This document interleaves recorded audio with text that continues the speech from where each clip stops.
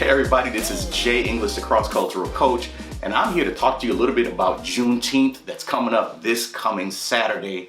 And a lot of people who are really just now finding out about what Juneteenth even is, and that's been happening over the past year, obviously with everything that went on in 2020 and even leading up into this year. A lot more focus on it, a lot more people asking exactly what it is, and it's known as Freedom Day. This was the day that the final slaves were freed in the state of Texas. Because you see, in 1863, Abraham Lincoln issued the Emancipation Proclamation that at the time, his statement was that slavery was ended and all slaves would be freed.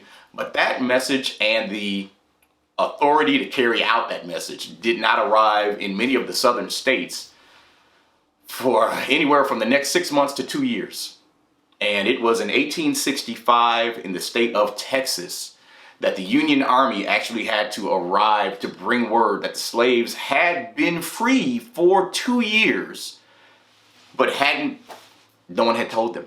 No one had let them know. No one had given them that information. And that's where Juneteenth got its origin. So it's been being celebrated in the African American communities for, well over 100 years.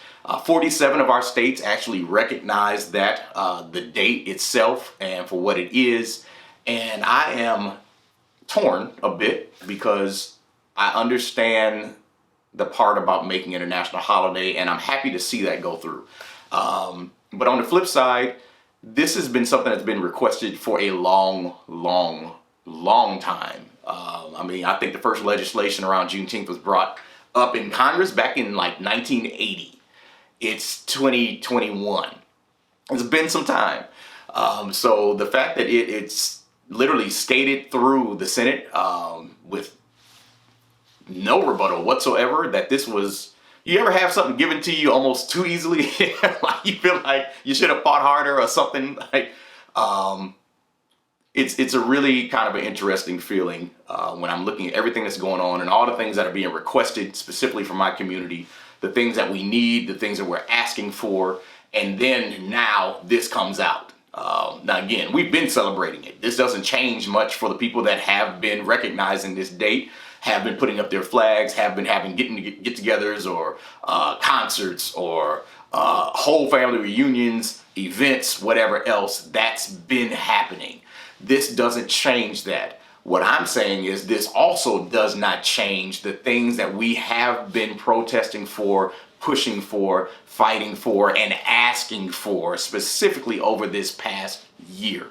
There is gridlock on a number of very important pieces of legislation, specifically the ones that I kind of mentioned when I was goofing around earlier. You know, the reality of voter registration and voting rights, the reality around the George Floyd Policing Act, dealing with this whole issue of systemic racism being taught in schools and helping people better understand the history of our nation. That is being fought tooth and nail. They are grouping everything under what's called critical race theory. And I'm not going to sit here and tell you that I agree 100% with all of critical race theory, but there are a lot of elements of truth to it. So I'm like, hey, well, just take the elements of truth that we know are true, that are universal truths that history speaks to, and teach those things. And if there's bones in there that you say, there's some ambiguity on that, throw that out.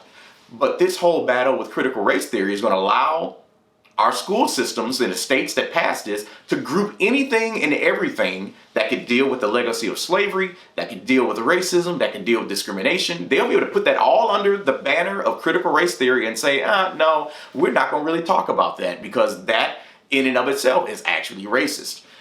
I had just a weird moment this morning when I realized that the state that was the last one to free all of the slaves, that wonderful state of Texas, was also the state that in 2 months, as of September 1st, has legislation that'll take effect that will basically ban any type of critical race theory being taught in any schools within Texas. Now again, I'm not sitting here to tell you I agree 100% with CRT. What I am telling you is all of the things that are being grouped underneath that banner now have the ability to be removed completely. Things that our students of any and all colors need to know about, need to learn, need to recognize, so that we all can grow up with a better perspective of our country and our country's history. I read one article in which one of the representatives was saying this type of history that would be taught specifically around racism and slavery would begin having white children feel a certain way about themselves, their culture, and things that they had no control over. I found that amazing because I don't know of anybody that's fighting for people of color and pushing laws across the board that would change how history is taught so that we wouldn't feel a certain way about our history and our culture and how and what we're learning about in our history books on a daily basis. It's just really interesting to me.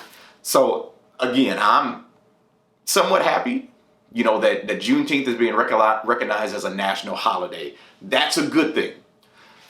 But taking that step forward, when I'm looking around and seeing multiple states, not just Texas, multiple states passing legislation to limit what can be taught in the areas of discrimination, racism, and slavery within the context of education.